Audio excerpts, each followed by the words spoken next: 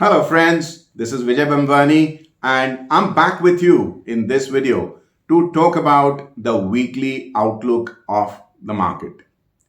You see, last week the Taliban actually gave a fright to the financial markets the world over, but mercifully, those of you who are connected with me on WhatsApp received a voice note in the morning over the weekend, which apprised you of what I expected to happen in the week ahead. And guess what? The nervousness that I anticipated actually transpired. So, those of you who wish to be on this WhatsApp broadcast list, please send me an email at the email address vijay@bsplindia.com and I'll have you added immediately. For those of you who wish to connect with me on social media, my social media contact coordinates will come at the end of this video. Please stay with me and note my contact coordinates and stay connected. So the markets basically got the jitters due to geopolitical factors and sentiments in the latter half of the truncated week, because Thursday was a holiday due to Muharram, were unmistakably nervous. Wednesday and Friday actually saw the biggest display of nervousness in the markets. Now, so far, our statistical approach has been fairly robust in calling the directions of the market correct. And this week, let's take a deep dive into what this approach is now indicating for the market in the week ahead. Now, the market roundup window on your screen shows that the Bank Nifty underperformed the Nifty 50 by a very clear and unmistakable margin due to the reasons that I have been sharing with you all this while. High bond yields, strong dollar, and now trouble in our own neighborhood in Afghanistan.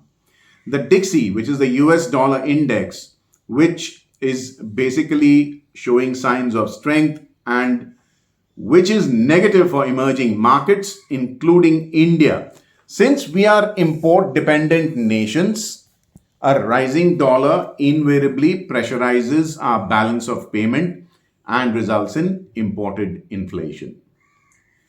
Gold was firm, but silver fell on profit taking. Oil fell, which is basically supportive for equity markets because falling oil prices invariably result in lower inflation. Now, bond yields were stuck at 6.23%, and the MWPL chart on your screen shows a rise as traders tend to raise exposure levels right till the third week of the derivative series, and they start to taper it off in the last week of expiry. So Monday onwards, I do expect this MWPL to start easing off. Now, the index and stock futures volumes chart on your screen. This shows a sharp rise in futures turnover in both the index and stock futures, which is basically cumulative of August, September, and October futures, by the way, because traders participated in the declines. Falling markets on high volumes is a minor red flag as far as I'm concerned, and we must keep an eye on this. Now let's take a look at the basis, which is the futures premia enjoyed over the spot. Now, basis contracted on a week-on-week basis, and the Nifty remained in inversion zone, which is negative. The futures are trading lower than spot because selling pressure kept it that way. Now, I update this data on my social media accounts every day, and I would request you to connect with me. My contact coordinates will come at the fag end of this video so you can update yourself on real-time basis, on a day-on-day basis. Now let's take a look at the impetus chart, which is again our in-house exclusive study, and you won't get this elsewhere in the public domain. I warned you last week that the falling impetus was raising a kind of a minor red flag, and the momentum was sagging even as the prices were rising. That turned out to be very prescient because the market simply gave up upward momentum. Now, the bank Nifty's impetus has spiked up, but unfortunately, it has spiked up on days when the price is falling, which means that the downward spiral is actually accelerating. Nifty's impetus, on the other hand, is relatively flat, which shows that it, in relative comparison, is sort of less nervous compared to the bank Nifty. And that's at least for now. This situation changes day on day. Now let's see what the various categories of traders are doing. Now this is again a study which is very popular amongst our viewers.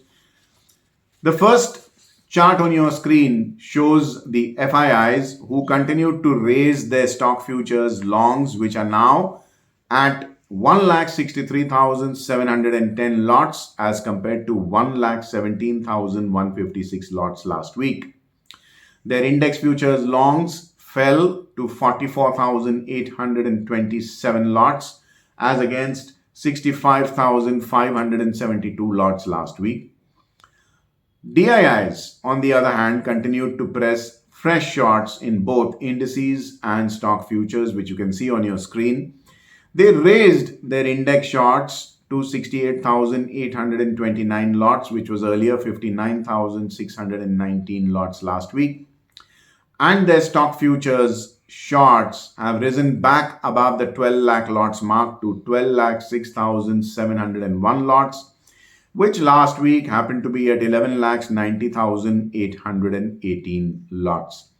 This shows the DIIs are showing aggression on the sell side. Prop traders, they too showed caution because their stock futures longs fell to 1,68,364 lots, which last week was 1,75,103 lots. Now they've covered all their index shorts and brought their index positions to 115 lots net long, which last week was 23,592 lots short. Now the most important segment of the market, the retail traders. They continued to book profits on their long positions, and their stock long futures fell to 8,74,627 lots, which last week was 8,98,559 lots. Remember, retail traders had exceeded 1 million lots in net longs in the month of July. They are a far cry now from where they were at the peak. And these guys, the retail traders, are actually showing signs of being savvy traders by locking in their gains. Their index futures longs rose to 23,887 lots, which last week were 17,639 lots. And the retail traders, like I said, are showing ample signs of prudence and cashing their chips. Friends, let's now look at the 10-year bond yields, which were stuck as if with magic glue at 6.23%, which is the upper end of the quarterly range. And the RBI has announced another round of GSAP, which is Government Securities Acquisition Program, which is nothing but a variable reverse repo rate operation.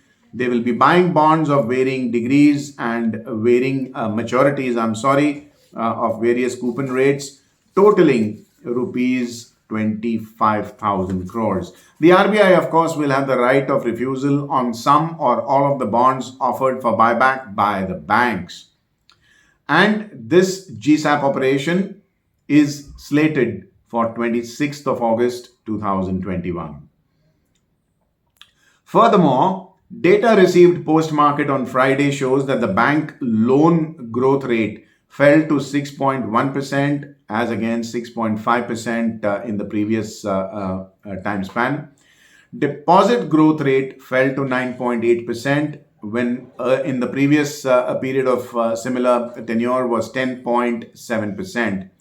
And India's foreign exchange reserves fell mildly to $619.37 billion, which was earlier $621.46 billion. Now, this data will get reflected in the coming sessions. Therefore, you should prepare to see even higher volatility in the banking space. The rupees 12 lakh crore that the RBI wanted to raise in financial year 2021-22 hasn't been done anything in meaningful manner right now till 5 months have passed into the financial year.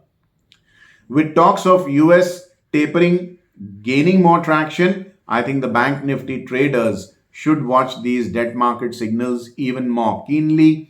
And bond markets, like I said, are the source of all money supply, and it pays to watch the direction and the quantum of the monetary flows. Friends, the bond market's done. Let's now go to the US dollar index, the Dixie. This currency benchmark rallied on 3 out of 5 trading sessions last week and ended up testing the long-standing resistance of 93.5 levels. The overall rising tops and rising bottoms formation remains intact, as you can see on your daily chart, and staying above the 93.50 level will trigger further upsides.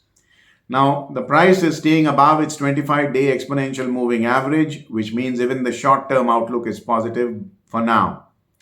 Now, let's take a look at the weekly chart. The pattern is that of a slow but deliberate upthrust above the previous swing high. Now, to stay above this is extremely important, and the price has managed to stay above the 25-week exponential moving average, which means even the medium-term outlook remains positive.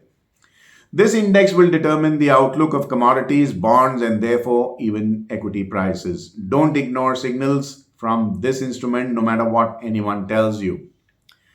Last week, I advocated an estimated range between 93.50 and 91.55, which was exceeded on the upside because the high made was 93.75.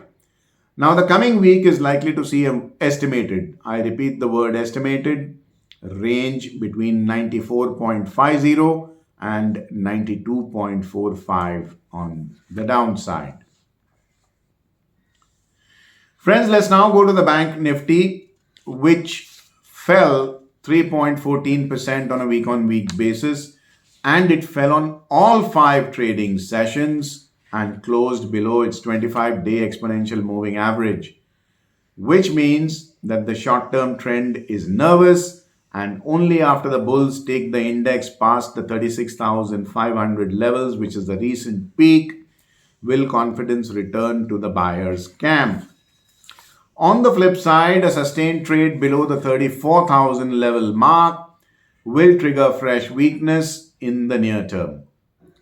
The weekly chart shows the price above the 25-week exponential moving average, which means the medium-term trend is still not violated, but for now.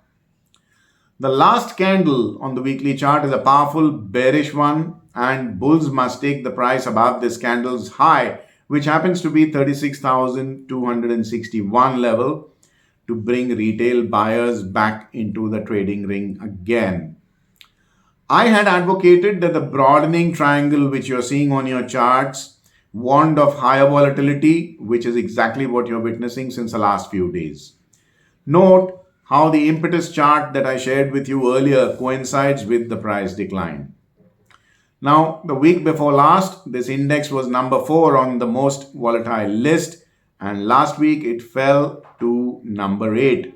Not because the volatility of this index fell, but because stock volatility shot up on Wednesday and Thursday. Now, this index and this sector itself, banking, can become extremely volatile. So trade light. Besides, financials are heavily weighted in the Nifty as well, so this segment can pull down the Nifty 50 also. Proceed with caution. Last week, I advocated a range between 37,500 on the upside and 34,825 on the downside, which held perfectly. in spite of all that volatility. Now, next week, I expect an estimated, I repeat the word estimated, range between 36,375 on the upside and 33,700 on the downside. I am repeating again, friends, you should trade light. Now let's go to the most liquid, low impact cost instrument on the National Stock Exchange derivative platform, the Nifty 50. This index lost 0.48% on a week-on-week basis, and it fell on 2 out of 4 trading sessions. But the falls were noticeable. As you can see on the daily chart on your screen, they were big enough. The price remained above its 25-day exponential moving average, which means even the short-term trend remains positive, but only as of now. Sentiments are fluid and it's an expiry week, so let's be careful out there. The 15,900 level, which was the channel top in the daily chart on your screen, should now be the litmus test of the bulls in the coming week. They must defend this level in case of declines. Structurally, this index's chart seems better poised in relative comparison with the Bank Nifty. Now, let's look at the weekly chart, which shows a small bearish inverted hammer. One simple prognosis of the inverted hammer at the all-time high is bulls must take the price above its high at 16,702 to be able to rope in retail buyers as well as get back in the driver's seat themselves.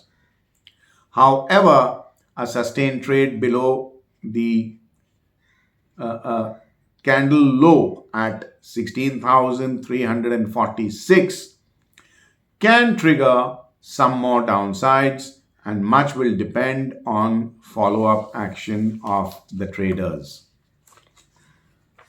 The price remains above the 25-week exponential moving average, which means the medium-term outlook remains positive for now.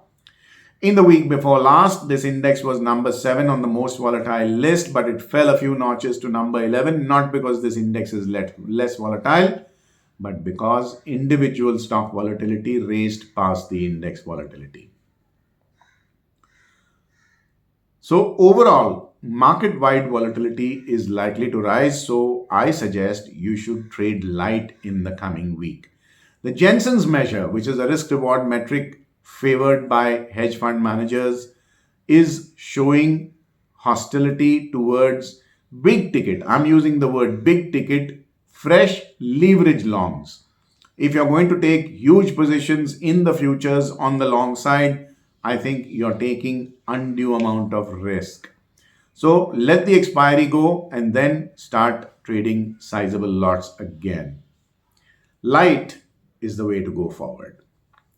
Friends, the indices done. Let's now proceed to the most favorite and sought after segment of this video, wherein I give you top 5 counters which are high beta, high impetus, where you take small exposure and make large price moves, and 5 stocks which are low beta, low impetus, where you take big exposure and wait for small price moves.